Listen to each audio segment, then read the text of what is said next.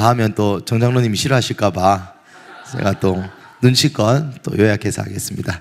예, 사무엘상 17장 펴놓으시고 우리 여느 때처럼 약간 복습하고 그 다음에 오늘 본문 짧게 들어가겠습니다. 사무엘상 17장 펴놓으시고 1장부터 하면 너무 힘들겠죠. 그래서 제가 간단하게 다다닥 할 테니까 여러분 따라오시면 좋겠습니다. 사무엘상하, 열왕기상하, 왕국기 1, 2, 3, 4 기억나십니까? 그래서 한 권의 책이었다. 그래서 사사의 시대가 끝나고 왕의 시대로 들어갈 때 하나님 제일 먼저 하신 일이 뭐였습니까? 한나. 제일 먼저 하신 일이 뭐였습니까? 한나의 기도. 어머니들의 기도를 회복시키는 것을 시대가 변할 때 하나님 제일 먼저 하신 일이다. 그래서 이것은 뭐 전 세계적으로 마찬가지입니다. 우리 한국도 한국의 시대, 조선 시대에서 대한민국 시대로 갈 때 하나님이 한국 교회에게 가장 먼저 하신 것도 기도의 회복이요. 성경에서도 이 왕의 시대, 어떤 시대가 변할 때마다 하나님 예언자나 선지자냐 기도자들을 일으켜서 그 당대의 기도를 받으십니다. 뭐 이것은 이집트에서 이스라엘 백성들이 노예 생활이 끝날 때도 그들의 부르짖음을 들으사, 바벨론 70년 기간에도 물론 예언되어 있지만은 에스겔서 36장에 뭐라 나와 있습니까? 그래도 너희가 기도해야 이것을 이루어지겠다. 그래서 하나님이 어떤 시대를 전환시킬 때마다 이 특별히 어머니들의 기도를 통하여 새로운 기초석을 쌓아주신다라고 말씀드렸습니다. 그러고 나서 이제 한나 2장 보면 한나의 기도가 나오죠. 한나의 기도의 결론이 뭐였습니까? 그래서 분린나가 나를 또 통역을 해야 되니까 깔치 뜯는다 이런 말 못 알아듣겠죠? 분린나가 나를 괴롭히는데 아기를 주세요가 기도의 결론이었습니까? 아닙니다. 한나의 기도의 결론은 초림 예수를 발견하는 것이었어요. 그리고 나서 3장 쭉쭉쭉 가보시면 이제 뭐 블레셋이랑 전쟁을 하려 하죠. 그죠? 블레셋을 전쟁을 해서 블레셋의 언약궤를 빼앗깁니다. 이때 중요한 게 있었죠. 미스바가 없는 에베네셀, 미스바, 회개가 없는, 겸손함이 없는 에베네셀, 하나님 나를 도우신다의 결론이 뭐였습니까? 임재를 빼앗기는, 하나님의 임재를 내 마음대로, 예수님, 우리 사모님 자주 표현하시듯이 예수님을 도깨비 방망이처럼, 램프의 요정 지니처럼 하는 그 일련의 행태, 그 에베네셀을, 미스바가 없는 에베네셀, 그 이후로 어떤 일이 일어납니까? 진정한 의미의 미스바가 일어나죠.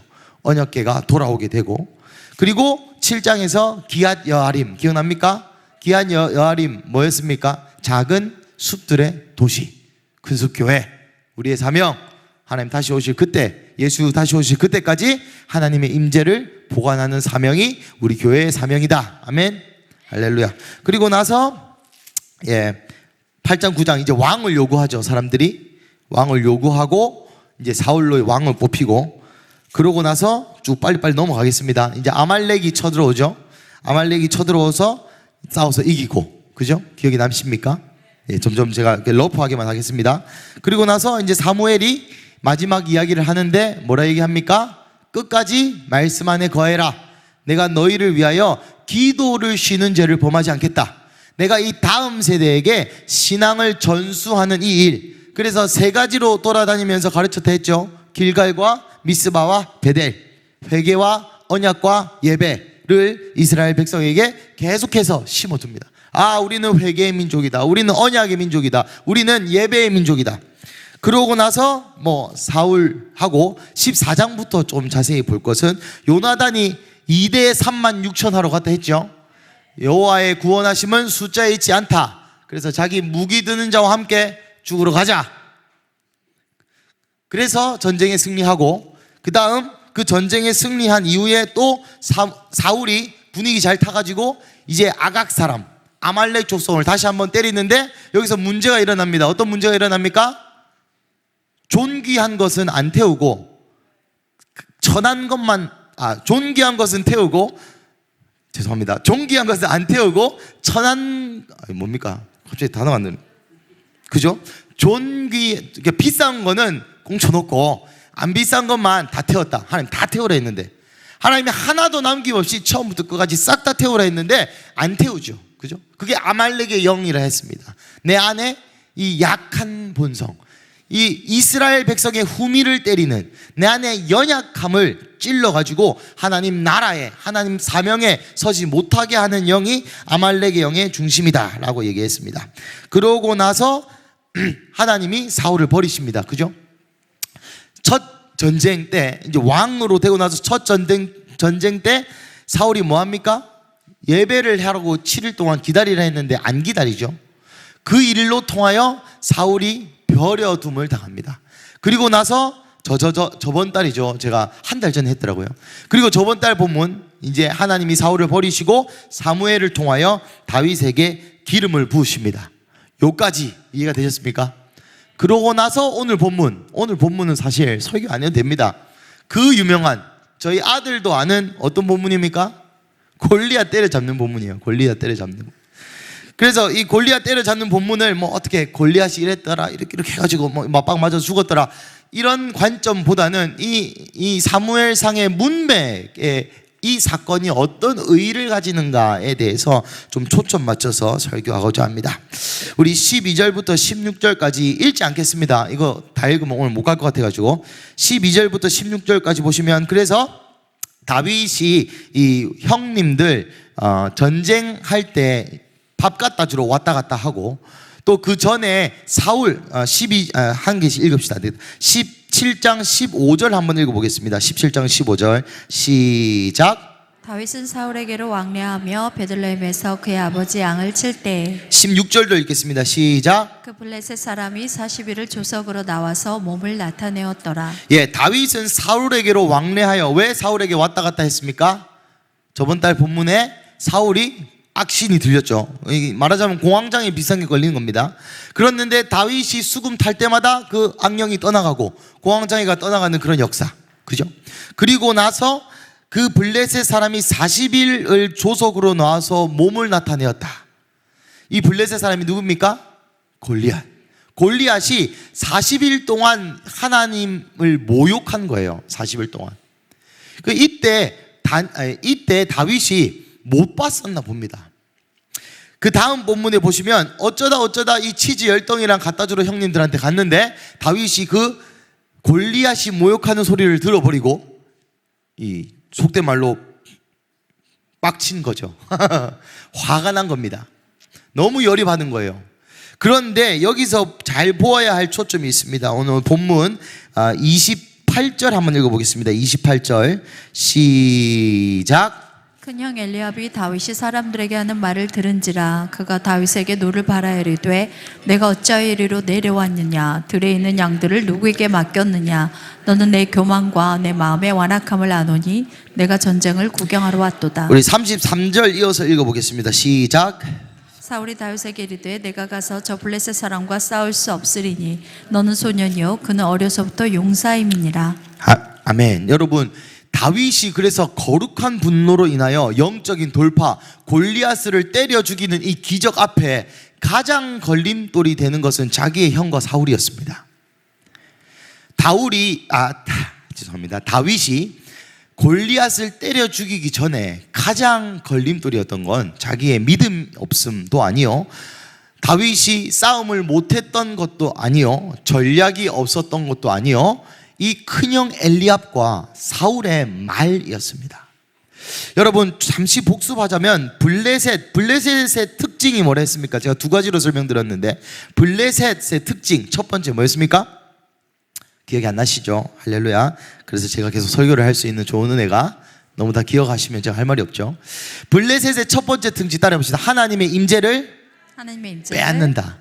이것이 블레셋의 첫 번째 특징입니다. 그 에베네셀 할 때 블레셋 사람들이 임재를 빼앗았죠. 사사기 전체 동안 블레셋 사람들이 이 사람들 성전 못 짓게 하려고 임재를 계속 빼앗았습니다. 그리고 세 번째 따라해봅시다. 혼합주의. 우리 사무엘상 13장 20절 한번 읽어보겠습니다. 사무엘상 13장 20절. 사무엘상 13장 20절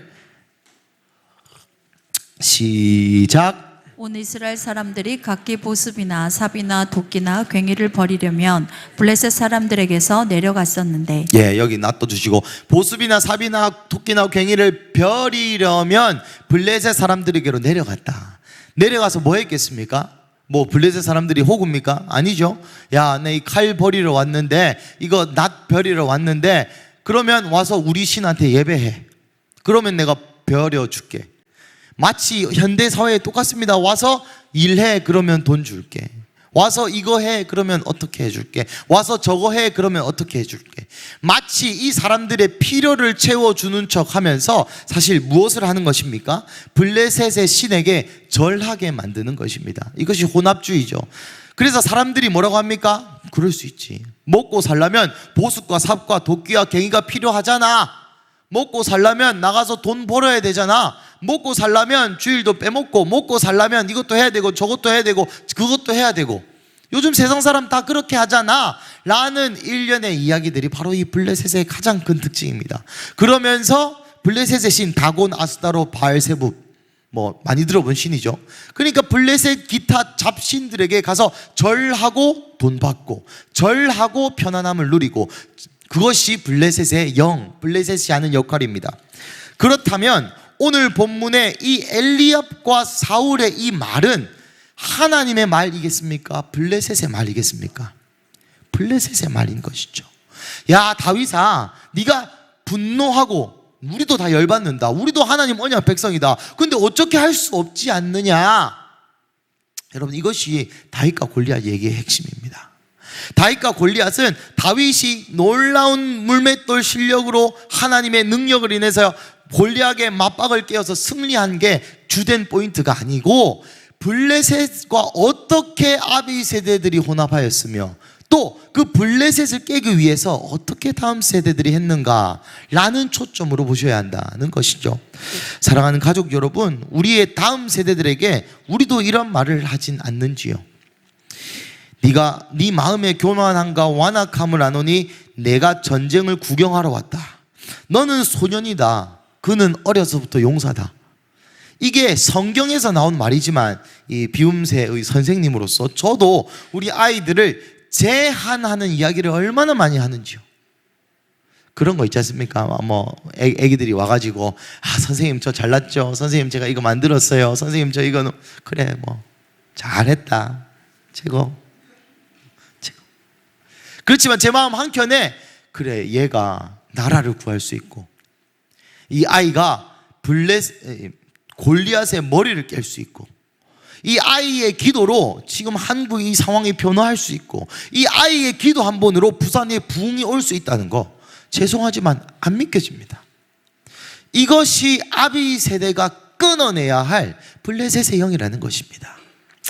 계속 가보겠습니다. 그래서 이 다윗이 34절부터 7절까지 안 된다 라는 이 아비 세대의 말에 다윗이 어떻게 반응하시는지 한번 보십시오. 34절부터 37절 한번 읽어보겠습니다. 시작. 다윗이 사울에게 말하되 주의 종이 아버지의 양을 지킬 때에 사자나 곰이 와서 양떼에서 새끼를 물어가면 내가 따라가서 그것을 치고 그 입에서 새끼를 건져내었고, 그것이 일어나 나를 해하고자 하면 내가 그 수염을 잡고 그것을 쳐 죽였나이다. 주의 종이 사자와 곰도 쳤은즉 살아계시는 하나님의 군대를 모욕한 이 할례받지 않은 블레셋 사람이니까 그가 그 짐승의 하나와 같이 되리이다. 또 다윗이 이르되 여호와께서 나를 사자의 발톱과 곰의 발톱에서 건져내셨은즉 나를 이 블레셋 사람의 손에서도 건져내시리이다. 사울이 다윗에게 이르되 가라, 여호와께서 너와 함께 계시기를 원하노라. 아멘. 다윗이 간증 집회에서 사울이 은혜 받았죠, 그죠? 안 된다 했는데 간증을 듣고 그래 한번 가봐라 했습니다. 여러분, 여기서 우리가 알 수 있는 것은 다음 세대에게 우리가 해 주어야 할 것은 하나님을 경험하게 하는 일이라는 것입니다. 여러분, 다윗이 어떻게 골리앗을 이길 수 있었습니까? 이것 때문에. 자기가 사자와 곰을 하나님의 이름으로 또 하나님의 인도하심 아래 때려잡은 경험이 있기 때문에 다윗이 골리앗을 이길 수 있었던 겁니다. 이 경험, 하나님과 함께 굴렀던 경험, 하나님이 내 인생을 이끌었다는 이 경험이 없이는 이 블레셋의 영 앞에 그 누구도 이길 수 없다는 것이죠. 그래서 여러분, 우리가 다음 세대에게 가장 강조해야 될 것은 하나님을 경험케 하는 것입니다. 광야를 하나님과 함께 지나가게 만들어야 된다는 것이에요. 요즘 1년에 모든 얼마 전에 또 어떤 학원 선생님과 얘기도 해보고 또 많은 이 학부모들 또 다음 세대들과 대화할 때 여러분 얼마나 아이들이 귀하게 크는지 아십니까? 요즘은 제가 느끼기에는 귀하게 크는 걸 넘어서서 그냥 아이가 존재하는 것을 부모가 원해요. 이제는 공부 잘하고 안 하고 이런 것도 안 원하고 그냥 아이가 태어났다가 죽기를 원하는 것처럼 저 보여집니다. 별 탈 없이 아무 걱정 없이 그냥 살다가 학교 가고 밥 먹고 자고 대학 가고 직장 가고 결혼하고 아기 낳고 죽는 거를 부모가 자녀들에게 원하는 듯 보여집니다. 여러분, 우리의 다음 세대를 다윗으로 키우려면 하나님을 경험하게 하는 자리로 엉덩이를 쭉 차넣어야 됩니다. 그렇지 않으면 블레셋의 영에게 이길 수 없다는 것입니다. 38절부터 40절을 보시면 읽지 않겠습니다. 여러분 아시는 것처럼 사울이 자기 군복을 입히죠. 실수 2번. 아비 세대가 하는 실수 2번. 내 식대로, 내 방식대로, 내 말대로, 내가 생각한 대로 해주었으면 좋겠는. 제가 가장 많이 회개가 어젯밤에. 이것이 무슨 말이겠습니까? 이것을 조금 한 문장으로 요약하자면 다음 세대를 믿어주지 못한단 말입니다. 다음 세대의 방식으로 다음 세대가 일할 수 있다는 것을 내가 믿지 못한다는 거예요. 하나님이 말씀하셨고 하나님의 손이 있음을 사울이 방금 다윗의 간증 집회를 통해서 은혜 받고 들었음에도 불구하고 내 말대로 해서 돌파가 됐으면 좋겠는 그런 마음 저에게 가장 많습니다. 사랑하는 가족 여러분, 우리의 다음 세대를 어떻게 키우고 싶으십니까? 제가 사무엘상 17장 1장부터 17장까지 계속 강해하면서 계속 다음 세대, 신앙의 전수, 부모와 자녀 세대로 풀고 있는 것을 여러분 아시고 계실 것입니다. 오늘 본문은 다윗의 승리가 아니라 그래서 부모 세대들이 다음 세대를 향한 어떤 마음가짐이겠느냐. 하나님께서 사무엘상을 통해서 우리에게 진짜 우리의 다음 세대에게 축복만, 저주가 아니라 축복만 내려보내고 싶다. 우리의 다음 세대에게 우리가 전수할 것이 있다면 그것은 신앙의 사명이다. 우리의 다음 세대에게 우리가 주어야 할 것이 있다면 오랜 시간 기도하는 엉덩이와 가벼운 마음과 하나님 가라시면 언제라도 갈 수 있는 가벼운 마음과 또 전세금 판 경험과 전재산 바친 경험과 그래서 너도 바쳐라. 너도 너의 인생 하나님께 바쳐라. 네 쌓은 결혼 자금 헌금 한번 해봐라 라고 가르치는 그 신앙의 전수를 우리에게 요구하셨다면 오늘 본문에서는 우리의 마음가짐에 대해서 하나님 다시 말씀하십니다. 우리의 마음이 다음 세대를 보면서 네 완악함을 아느니 네가 전쟁을 구경하러 왔다. 네 가지고 안 된다. 넌 부족하다. 네 기도 좀 더 해야 되고 너는 성경 좀 더 읽어야 되고 너는 이것 좀 더 해야 되고 저것 좀 더 해야 되고 라고 다음 세대를 믿어주지 못하고 부족하게 여기는 이 아비 세대의 마음이 드러남에 이것이 바로 블레셋의 영에 사로잡힌 우리가 주고자 한 건 신앙이었고 우리가 주고자 한 건 하나님 나라였지만 우리의 삶의 문화가 너무나도 블레셋과 하나 되어 전쟁하러 갈 땐 낫이라도 들고 가야지.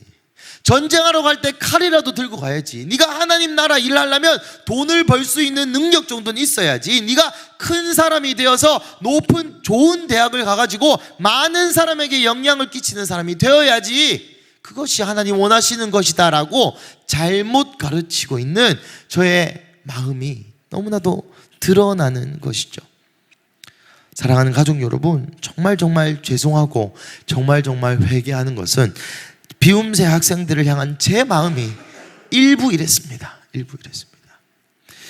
우리 비움새 애들 잘 대답해 주십시오. 우리 매주마다 하는 건데 왜 삽니까? 인생의 목적이 뭡니까? 시작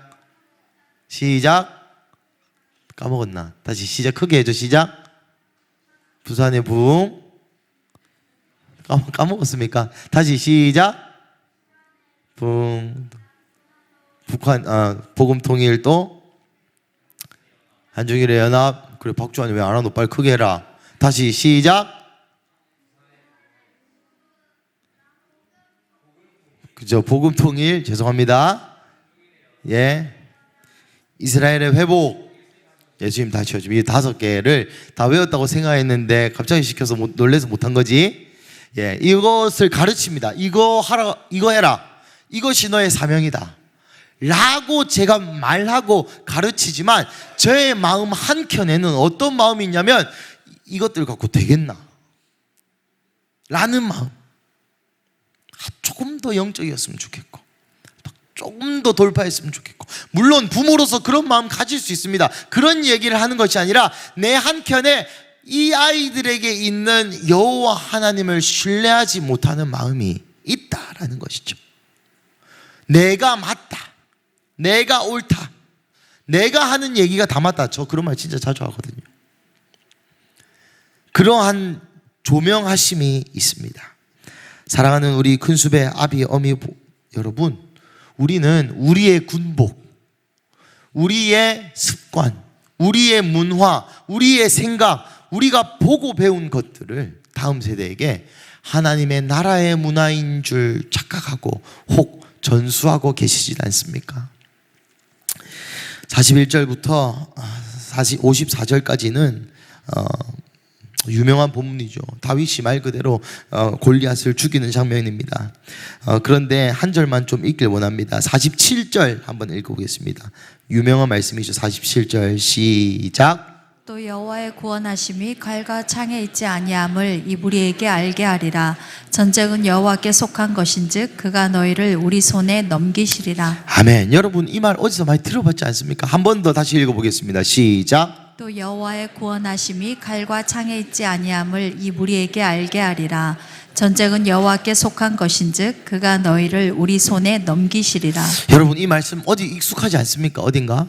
우리 14장 6절 한번 읽어보겠습니다. 14장 6절 시작. 요나단이 자기의 무기를 든 소년에게 이르되 우리가 이 할례 받지 않은 자들에게로 건너가자.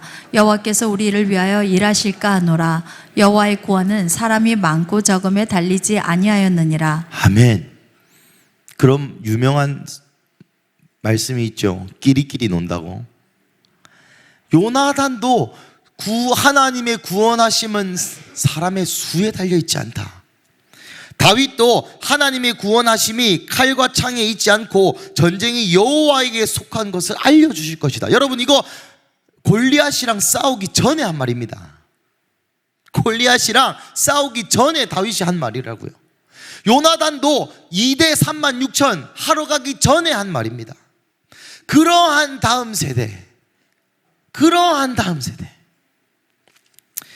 여러분 하나님께서 사무엘상을 통하여 블레셋을 이길 수 있는 방법에 대해서 우리에게 가르치고 계시는 것입니다. 어떻게 가르치십니까? 다음 세대의 돌파가 우리로 하여금 이 찌들은 혼합주의를 해결할 수 있는 유일한 방법. 다시 말씀드리겠습니다. 다음 세대의 돌파가 우리의 이 찌들은 혼합주의를 해결할 수 있는 유일한 방법. 그래서 다음 세대가 우리는 필요합니다. 그냥 애들이라서 잘해주는 게 아니에요.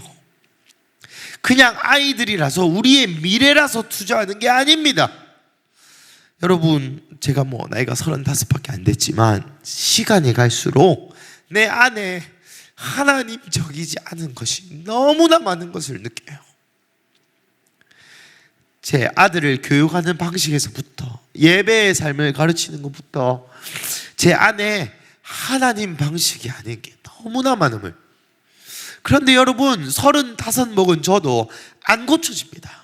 제가 목사고 하루에 성경을 3-4시간씩 보고 기도도 1시간 이상 해요. 하려고 노력합니다. 적어도 안 고쳐져요. 성경 나름 많이 봤습니다. 안 고쳐집니다. 하지만 사무엘상을 통하여 아비 세대와 자녀 세대가 연합함으로, 우리의 아비 세대가 그냥 자녀 세대를 위해서 희생하고 자녀 세대가 잘할 수 있도록, 이게 아니라 우리의 마음의 한켠에서 절절히 너희가 너무 필요해. 우리의 눈에는 2대 36,000이 얼마나 바보 같은 것인 줄 너무나 잘 알고, 우리의 눈에는 키가 3m에 갑옷이 57kg인 저 골리앗이 얼마나 강한지 맞아도 받고 싸워도 받고 패배해도 받고, 그치만 2대 36,000을 하러 가자라는 요나단의 그 고백, 생각 없이 저질릴 수 있는 그 다음 세대의 힘, 다윗처럼 골리앗이랑 싸우기도 전에, 골리앗을 죽이기도 전에 구원하심이 창과 칼에 있지 아니하고 전쟁이 여호와께 속했다라고 이 말한 선포대로 나의 삶을 무모하게 던져버릴 수 있는, 여러분, 이때에 저는 그렇게 생각합니다. 만약에 다윗이 골리앗한테 졌다 하더라도 저는 굉장히 의미가 있다고 생각해요. 왜냐? 드러난 결과는 중요하지 않아요. 드러난 결과는 중요하지 않습니다. 예수님이 그 표징 아닙니까? 33살에 12명 목회하다가 배신당해서 죽은 전도사지 않습니까? 이제 저보다 어리시죠? 할렐루야. 저보다 어린 전도사가 12명 제자 그룹, 우리 셀 모임 하다가 12명 중에 1명 팔아먹고 나머지 11놈 다 배신 때리고, 그게 예수님의 사역의 결론과 결과 아니었습니까? 그게 의미가 없었습니까? 아니에요.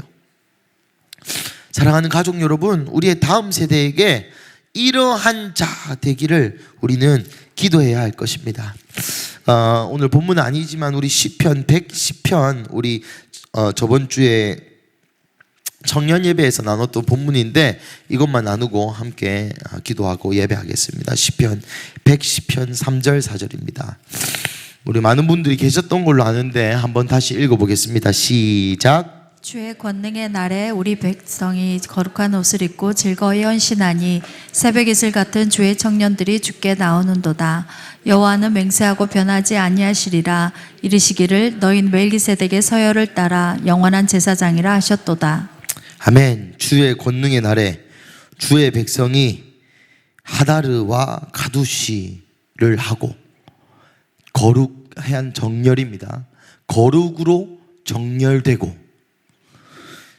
즐거이 자원하는 심령으로 나다브 자원해서 내적인 동기가 충만하여 모든 것을 드리다, 이런 표현입니다. 나다브 하니 새벽 이슬 같은 메레헴 미샤르입니다.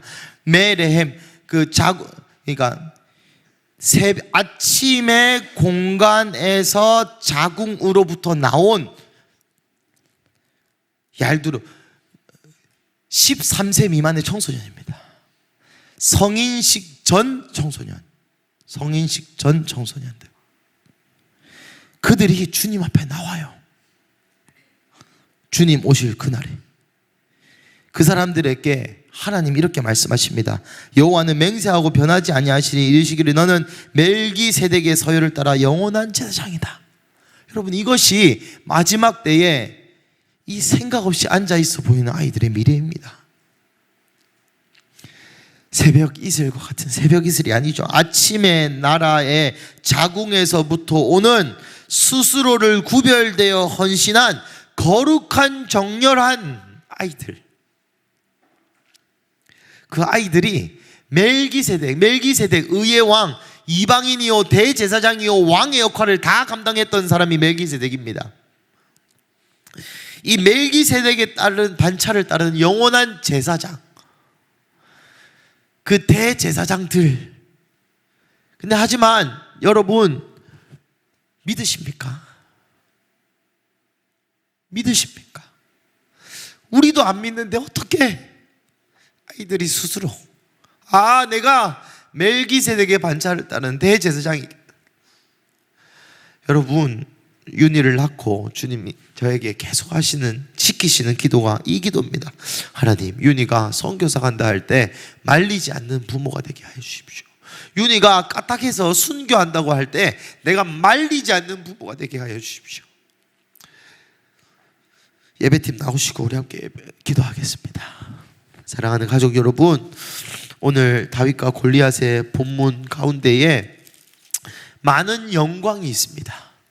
하지만 그와 동시에 숨겨진 이 부모 세대들의 헌신, 또 내면 깊은 곳에 있는 그 다루심이 있습니다. 여러분, 우리 비움세를 하고 또 아이들을 대상을 하며 등등 수많은 경험을 하면서 제 마음 안에 결론은 이것입니다. 아이들은 기도하면 변하게 돼 있습니다. 부모님들 아이들을 위해 죽으려고 노력하지 마십시오. 그거 아이들 원하는 거 아닙니다. 내가 내 아이를 위해서 죽을 수도 있겠구나. 아이가 죽기 원하지 않아요. 고아로 살기 원하지 않습니다. 아이에게 가장 도움되는 것은 하루에 1시간 시간 내서 아이를 위해 기도하십시오. 그것이 아이가 가장 원하는 것이고 아이를 위한 가장 좋은 길입니다. 그런데 우리는 하루에 1시간 기도는 못하는데 죽을 수는 있죠. 그죠? 죽는 것보다 하루에 1시간 시간 내서 기도하는 게 더 어려운 일입니다. 내 마음, 그 표현의 마음의 동기가 바로 오늘 본문의 이 엘리압과 사울과 같은 마음들. 우리 아이들 부산의 부흥과 복음 통일과 한중일의 연합과 이스라엘의 회복과 예수의 다시 오심을 위하여 사용받아야 할 세대, 마지막 세대입니다. 근데 우리가 믿느냐라는 것이죠.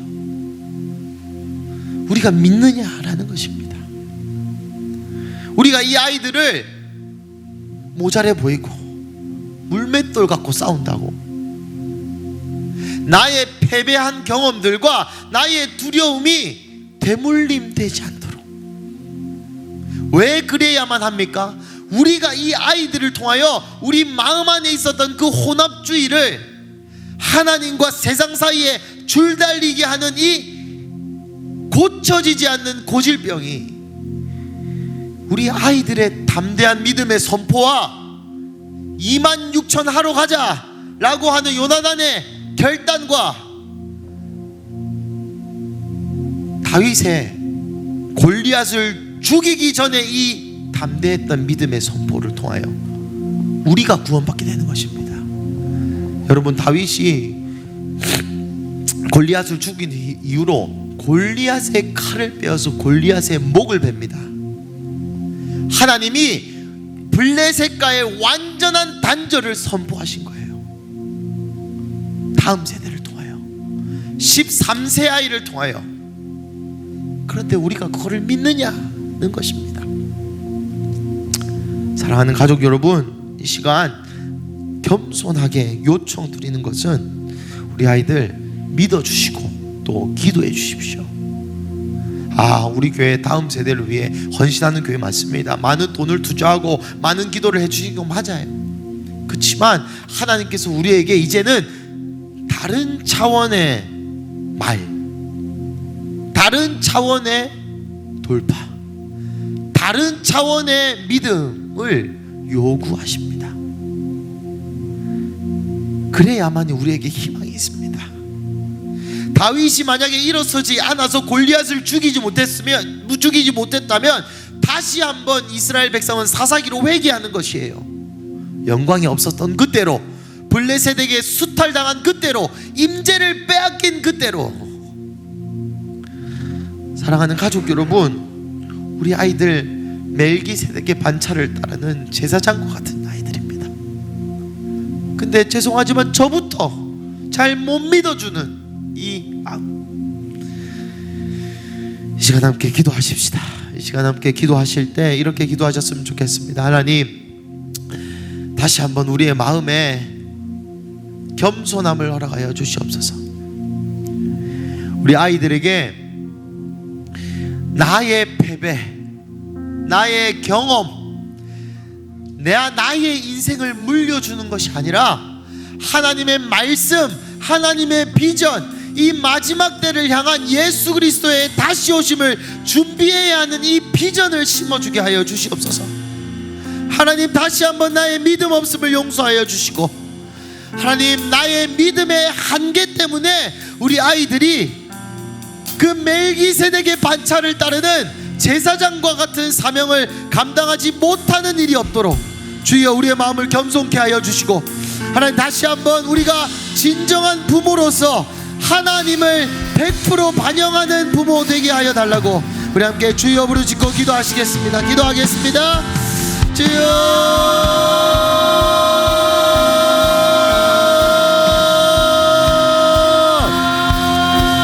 하나님 이 시간 기도하는 것은 우리의 삶 가운데 다시 한번 말씀에 반응하게 하여 주시옵소서.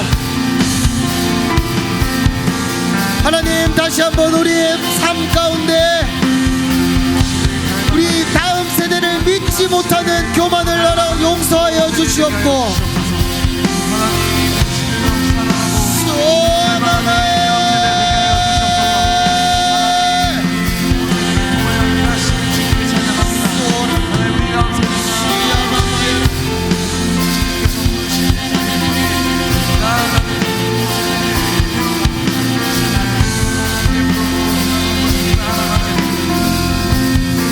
여러분 이 시간 다시 한번 기도하실 때 한번 우리 안에 있던 이 블레셋의 영, 또 이 혼합주의, 또 우리의 자녀들에게 알게 모르게 흘러 들어갔던 이 하나님과 세상을 겸하여 섬기는 마음을 깨뜨리셨으면 좋겠습니다.